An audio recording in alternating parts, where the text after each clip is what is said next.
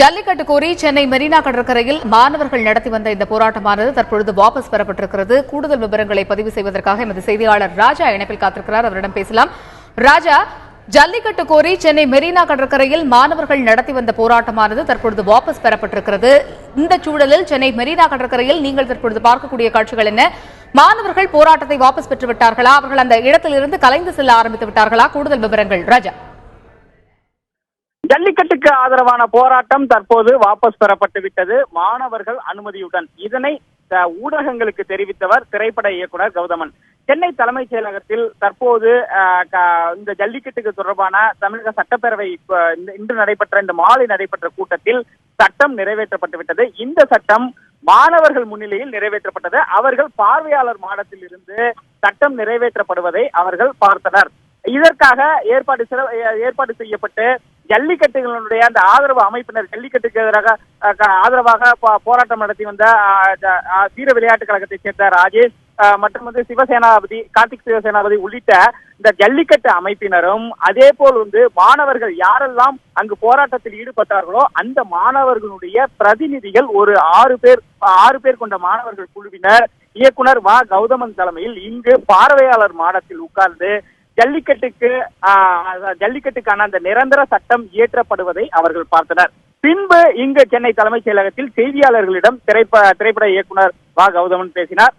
தற்போது தமிழக அரசு இயற்றியுள்ள சட்டத்தின் மேல் நமக்கு 99.9% இதுதான் அவர் சொல்லிய வார்த்தை.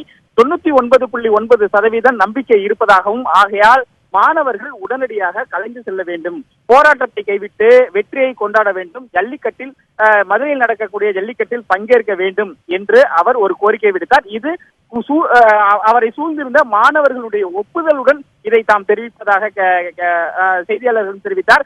மாணவர்களிடம் கேட்டார், மாணவர்களும் அதற்கு ஒத்துக்கொண்டனர். இந்நிலையில் தற்போது அவர் இங்கு அறிவித்து விட்டார். அதாவது ஜல்லிக்கட்டுக்கு ஆதரவாக சென்னை மெரினாவில் போராட்டம் நடத்தி வந்த இளைஞர்கள், மாணவர்கள் உடனடியாக போராட்டத்தை கைவிட வேண்டும், நமக்கு முழு வெற்றி கிடைத்து விட்டது, அடுத்து ஜல்லிக்கட்டை கொண்டாட வேண்டும், ஜல்லிக்கட்டு பங்கேற்பதை நாம் மதுரை சென்று அதற்கான ஏற்பாடுகளை செய்ய வேண்டும் என அவர் கேட்டுக்கொண்டார்.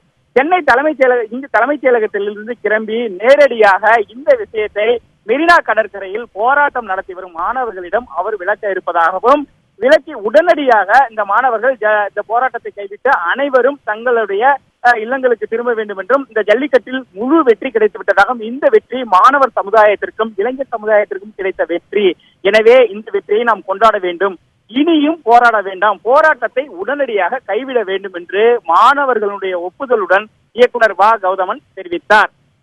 ராஜா, இப்ப ஓய்வு பெற்ற நீதிபதி ஹரிபரந்தாமன் மற்றும் இயக்குனர் கௌதமன் உள்ளிட்டோர் மாணவர்களுடைய மத்தியில் பேசியதை நாம் பார்த்தோம். அதுக்கு மாணவர்கள் தரப்பிலும் நிறைய கேள்விகள் எழுப்பப்பட்டன. குறிப்பாக அந்த அவசர சட்டம் பற்றி ஹரிபரந்தாமன் அவர்கள் விளக்கிக் கொண்டிருக்கும் போது மாணவர்கள் தரப்பில் பல்வேறு கேள்விகள் எழுப்பப்பட்டன. அது என்ன மாதிரியான கேள்விகளை என்ன மாதிரியான சந்தேகங்களை அவர்கள் எழுப்பினார்கள்? மேலும் அதற்கு திரு ஹரிபரந்தாமன் அவர்கள் என்னென்ன பதில்களை உரைத்தார்? அது தொடர்பான தகவல்கள் இருக்கிறதா ராஜா? காயத்ரி, அதாவது நான் இருக்கக்கூடிய இடம் சென்னை தலைமைச் செயலகம். இங்கு இவர்கள் பார்வையாளர் மாடத்தில் அமர்ந்திருந்து இங்கு சட்டம் இயற்றப்படும் பொழுது அந்த சட்டம் ஒருமனதாக நிறைவேற்றப்பட்டது சட்டப்பேரவையில். ஹரிபரந்தாமன், ஓய்வு பெற்ற நீதிபதி திரு ஹரிபரந்தாமன் அங்கு, அதாவது மெரினா கடற்கரையில் மாணவர்களிடம் உரையாற்றினார். அதன் பிறகு அவர்கள் எழுப்பிய அந்த இந்த சட்டத்தில் எது போன்ற கூறுகள் உள்ளன என்பது குறித்து முழுவதுமாக அவர் விளக்கி கூறினார். இந்நிலையில் அங்கிருந்து மாணவர்கள் தான் இங்கு அழைத்து வரப்பட்டனர் தலைமைச் செயலகத்திற்கு.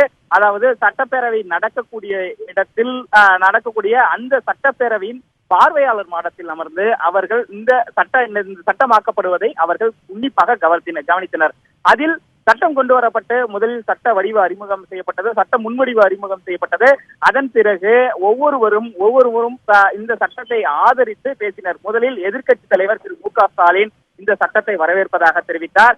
அதற்கு அடுத்தபடியாக சட்டமன்ற காங்கிரஸ் கட்சியினுடைய தலைவர் ராமசாமி, அதேபோல் இந்திய யூனியன் முஸ்லீம் லீக் அபூபக்கர், மேலும் தனியரசு சட்டமன்ற, அதாவது அஇஅதிமுகவினுடைய தோழமை கட்சிகளான உறுப்பினர்களான தனியரசு மற்றும் கருணாஸ் உள்ளிட்டவர்களும் இந்த சட்டத்தை வரவேற்று பேசினர். அதன் பிறகு முதலமைச்சர் ஓ பன்னீர்செல்வம் இந்த சட்டத்தை ஒருமனதாக நிறைவேற்ற கோரினார். முழுவதும் ஒருமனதாக இந்த சட்டம் நிறைவேற்றப்பட்டது. அதன் பிறகுதான் அப்பொழுது முழுவதுமாக அங்கிருந்தவர்கள் பார்வையாளர் மாடத்தில் இருந்து என்னென்ன நடக்கிறது, இது தொடர்பாக எழுப்பப்பட்ட கேள்விகள், அதற்கு கொடுக்கப்பட்ட விளக்கங்களை உன்னிப்பாக அவர்கள் கவனித்தனர். அதன் பிறகு சட்டமாக்கப்பட்ட பிறகு இங்கு செய்தியாளர்களை கௌதமன் சந்தித்தார். நமக்கு கிடைத்த சென்னை தலைமைச் செயலகத்தில் இருக்கக்கூடிய இந்த செய்தி மட்டும்தான் நம்மிடம் உள்ளது. இதில் அவர்கள் மாணவர்கள் போராட்டத்தை முழுவதுமாக விலக்கிக் கொள்வதாக மாணவர்களுடைய ஒப்புதலோடு தான் கௌதமன் செய்தியாளர்களிடம் தெரிவித்தார். இன்னும் சற்று நேரத்தில் மெரினா கடற்கரைக்கு சென்று அங்கு போராட்டத்தில் ஈடுபடும் மாணவர்கள் மத்தியில் இங்கு நடந்தவற்றை விலக்கி போராட்டத்தை விலக்கிக் கொள்ள அவர் வலியுறுத்துவதாகவும் அறிவித்துவிட்டு சென்றார்.